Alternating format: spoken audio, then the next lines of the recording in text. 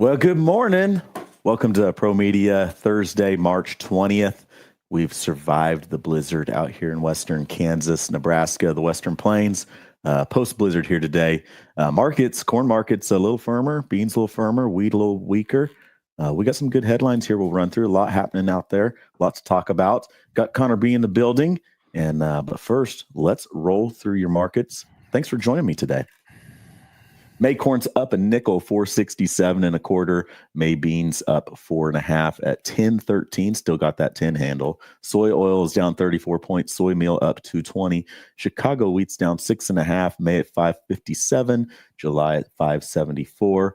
KC wheat down 8, 586 on your May contract. 601 on your July. Bounce back above 6. It was below 6 at one point overnight here. Looking over at your feeder cattle market. April feeders down a nickel, 286,675, relatively unchanged there. They just flipped back green.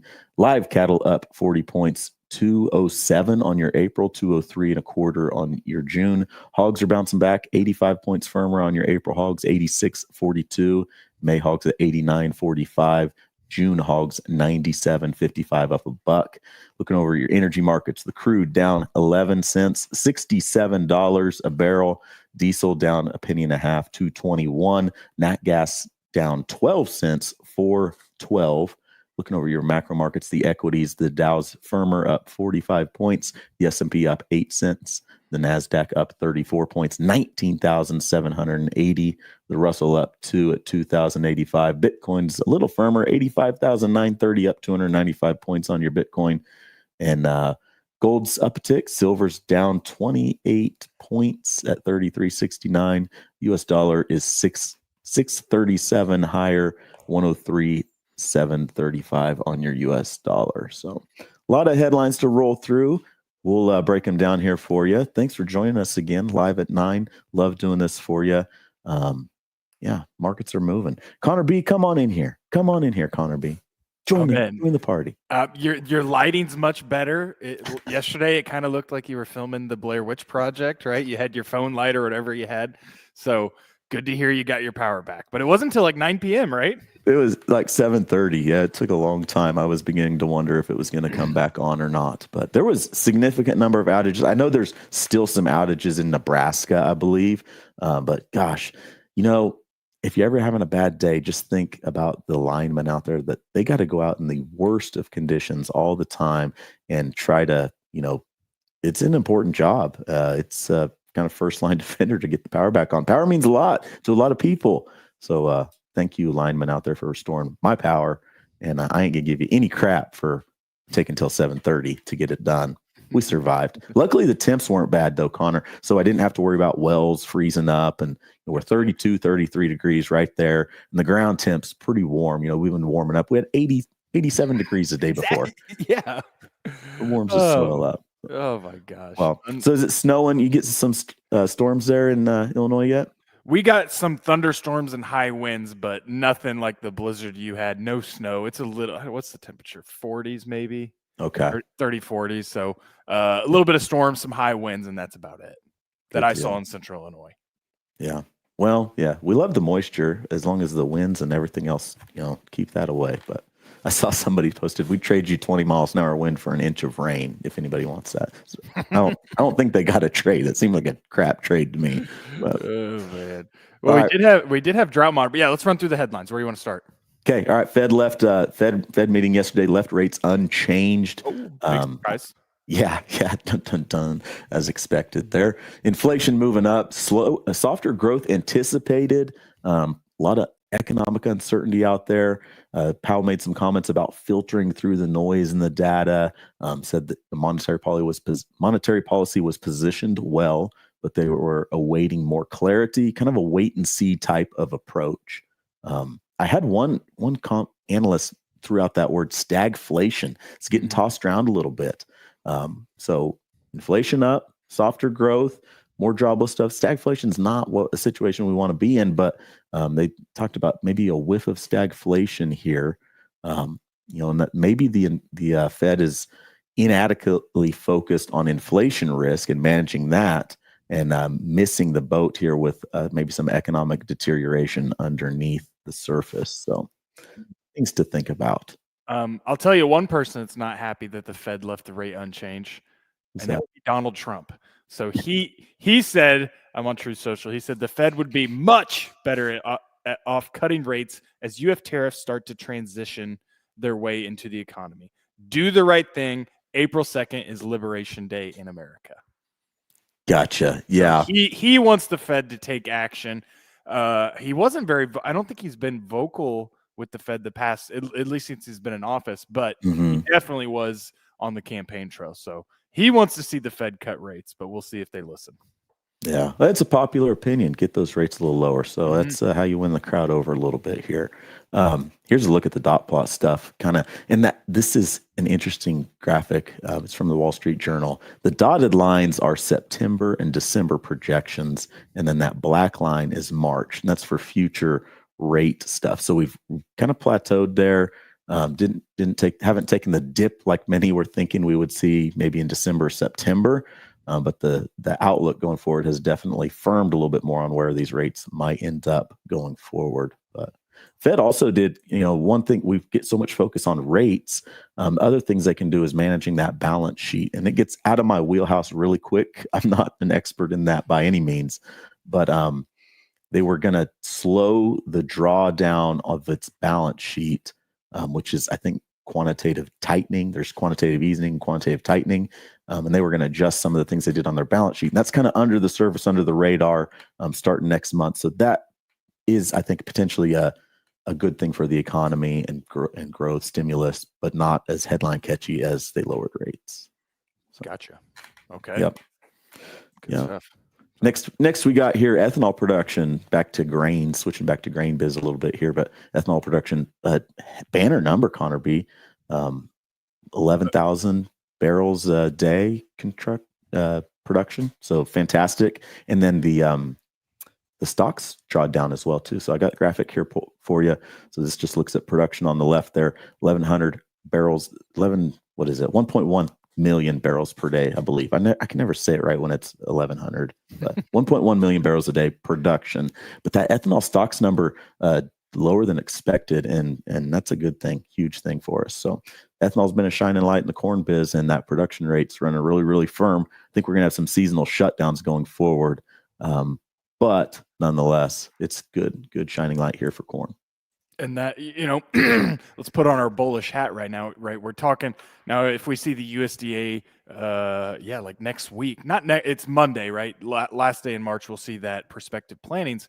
And, if we see a low corn acre number, that's going to get the trade excited. But the other thing, right, is that they haven't really touched exports and ethanol. We've seen fantastic corn exports these past, 3-4 months.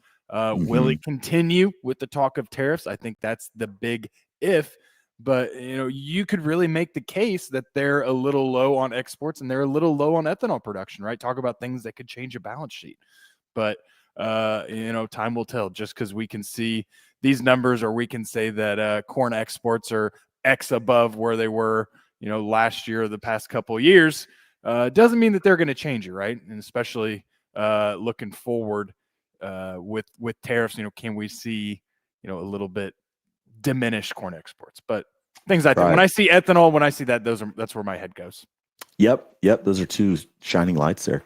Good call outs there. We'll see if they make some changes going forward, but you always got to wonder how much bad news is built into the market. And I don't know, but the funds are still pretty long on their position.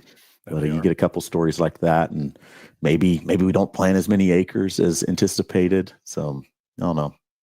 Put your bullish hat on, Connor. It's okay to wear a bullish hat every once in a while. I like it. We can't always be bears. Yeah. As a risk manager, you just tend to come off bearish, though, if you're always constantly helping people manage. Because the risk, where is your risk as a producer? It's to the downside. Right. We come off as bearish because we see our customers, right? If you're 10, 20% protected for 2025, and maybe you got a little bit of 24 crop left too. Well, to us, that means you've got, 80% of your 25 crop has got that exposure to lower prices, right? So I don't know if you're a risk manager and you're just always bullish. I don't know if I trust you. You're not a risk manager, are you? Right. You're my friend, my buddy, my pal. You're selling newsletters, but all right, enough of that. Let's get off our soapbox. Okay. We talked ethanol. Hey. We had export sales come out. Where'd they have those at? Yeah, solid week for corn, up 55% versus the prior week, up 45% on the prior 4-week average. So solid banner day. Corn exports for last week, 58.9 million bushels. Last week was 38.1. Expected range 31 to 60. In there at the upper end of the range. Good to see. Had some on the books for next year too. That's good to see. Beans disappoint, 13 million bushels. That's down significantly from last week and down from the 4-week average. So there we go. Good job, Mr. Sounds. I love it. That's awesome. That's Rick down there in the bottom pulling the trigger on the sounds. Thanks, Rick. That's perfect timing. But soybeans disappoint. Wheat, though, look at this new crop wheat number over there. 18.4 million bushels of 25, 26 on the books. There's some cancellations on the old crop, so you got some old movements and new. But that's a respectable number on the wheat front. We'll take it. We'll take it. Yeah, good stuff. Good to see corn exports. It'd be nice to see soybean exports a little, a little bit more firm as this Brazil soybean crop comes online. But yeah. Hey, to your point though, there's, you talk about a lot of seasonality of things. And if you're not the number one game in town, you're just not the number one game in town. You're going to be fighting behind the 8 ball. And you got the Chinese boat tariff stuff online out of, that could impact exports going forward. It's going to make us less competitive out there. Luckily, we're in a great spot with corn to continue to own that business for a while until we get the safrinha corn crop out in June, July and see how that all unfolds. But the bean deal, South America is the number one game in town for beans right now. Yep. Can't lie about that. So, yep. All right, weather. Got some weather here. 4-week change on the drought monitor. Look at that southern plains area change over the last month. We need some moisture down there. Been lots of stuff about dust from these storms, flowing out there. Lots of pictures out there. It's been nasty. A tough place to be right now. But some drought expansion down there. Drought expansion in your country too, though, a little bit. Yeah, that's what kind of stuck out to me, right? We did get some good, some decent precip, I think, over. When did it rain? Was it Friday or Saturday? And we caught a little bit more, right? Just in my neck of the woods, but I think it came. But yeah, that's it kind of surprises me, but guys are telling me it's dry in parts, so it's not surprising. And then probably the bit, when I look at that drought monitor on the left, is we saw no change to that Nebraska, South Dakota, Minnesota, parts of Iowa, right? Continue to look dry going into the planting season. It'll be interesting to see how, I'm a believer, Connor, that weather often tends to even itself out. You have a dry period for 30 days and you're going to have a wet period that offsets that dryness 30 days. So out here, we get 20 inches of rain annually in Dodge City, and we may have a couple months where we get nothing. And then we may have a couple months where we get a whole lot that offsets it, and we'll hit that, fall within that average. In some years, yeah, it's different. It's only 11 inches of rain. Other years, it's 25, 26, 28. And those are the fun years to be out here. The tough years are when it's 11, 12, 13. And you just hope that those stretches don't last too long. And if there's a time to be dry, Jan, Feb, March is probably a decent time to be dry out there. Absolutely. We're getting at that time frame where people are saying, oh, the weather models are forecasting an extended dry period. And then here, my favorite ones are where we look at these like 90-year drought cycles, right? Or 100-year, right? We're past due, right? The Dust Bowl was 90 years ago or whatever, right? It was, or maybe 90 years ago. And so, we're going to have a whole drought in the Midwest, right? One of these years. But I guess my thinking is, if we're marketing for a drought every year, we don't have a good marketing plan, right? I'd say maybe, what's the right way to say it, is maybe be prepared. If we don't have the bushels, be prepared for that rally if we see it. But don't just plan for it, right? It's not worth throwing all your eggs in the basket. If you ever want to talk about, right, okay, I want to be proactive in these next 3-4 months with my marketing, but let's make sure we're okay if we got that dry, right? Number one, right, you just signed up for crop insurance. That's got you covered. Yes. And then number two, right, if you're sitting with nothing on the books, nothing protected for 25, you're ready for a drought, right? You're 100% long. start having the conversation about how we can reduce some of that exposure, because a drought hurts. I know, absolutely right. But we got the crop insurance underneath of it. Lower prices hurt too. So be ready for both, I guess. I like it. Yeah. That's why you got your crop insurance there. That's to back you up on your production and enable you to go out there and market too. So, yep. I like it. All right. I'm not going to cry too much for you though, because you got rained a week ago though, Connor B. You got to stop that. I didn't say like when you were talking about average rainfall, I'm like, just keep your mouth shut. Don't just 40, 45. What are you guys? 45 inches a year, something like that. Something like that. Yeah. Share the love, man. Let's go. It's all right. If it rained more out here, there'd be more yuppies and stuff out here too, though. So we gotta make it a little tough that way, though. Yeah. Anyway, all right, moving on to cattle and the cattle front. Oh, well, before there, South America, maybe a little shift to some favorable weather down there too. So that's another big piece of the puzzle. U.S. weather, we just talked that. But South America, the next four to 5, 6 weeks, that's a big thing for safrinha corn. We got to watch that weather forecast as it changes. It's May down there, guys. It's heart of production season. We're not quite to that key pollination time frame yet, but that crop's growing, developing, and watch the moisture down there in South America over the coming few weeks. Big market factor that'll move your markets here going forward. Huge. But on the cattle front, blizzard impact, disruptions in the cattle movement, slaughter volumes. We'll see how that all plays out. Box beef cutout though, Connor, it jumped $6 yesterday. I don't know, I can't remember the exact number, but it was $6 higher. I think we're flirting with that 330 number again on the choice cutout. Great to see boxes move higher. That's going to incentivize the packer to buy more, push bids higher, which I think they're starting to a little bit. Haven't heard much on cash trade yet, but we'll probably get some numbers thrown out at us today to see where cash is at. The feeder cattle index also jumped another record. We're just notching them up here, just back to back to back. Feeder cattle index record 284.65 on the feeder cattle index print yesterday. So got a cattle on feed report though Friday. Can't forget about that. I'm going to run through some numbers here.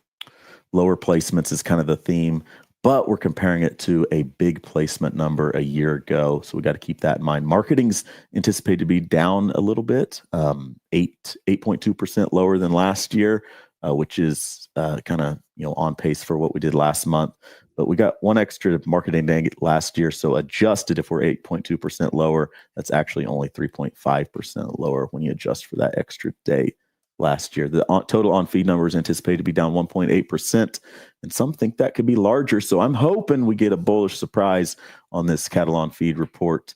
People will be also digging into the details of how many cattle we got on feed 120 days or more.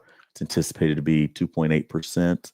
And then how many cattle we got on feed 150 days or more. So what does the front end inventory look like? And you can kind of dig through some of the details and figure that out. So, yeah. Hey, keep going on the cattle front, because here let's go back to was it this summer, right? They took away that July cattle inventory report. Right. It's back. Right? It's back. We're bringing it back. Yeah, that's a big deal, Connor B. Especially right now with where the supply numbers are, everything, getting a snapshot of what that inventory is, to me, that's in the producer's favors to get more visibility out there as to where we're at. That uncertainty of, where's how many beef cows we got out there? What are we keeping back for replacements? How big is the calf crop? We're going to get some more clarity, which will give us a better idea of where you're at. And I think it'll be a good thing to have these reports back. Information's a good thing. Yeah. It kind of surprised me on the timing, right? It doesn't feel like right now the administration's in the business of adding people or adding more reports, but good to see, right? We technically did it go away before we had the July 24 report? Right. We did not get the July one. So yeah, we missed out on that. But if you're going to keep them on staff to do an annual report, Connor B, hey, how much does it cost to do the biannual one? So they're just sitting around all year, counting cattle and pumping out the report in January. Let's give them something to do in the summer too. Might as well. And then you can email Elon and say, this is what I did this week, right? Yeah, I like it. Yeah.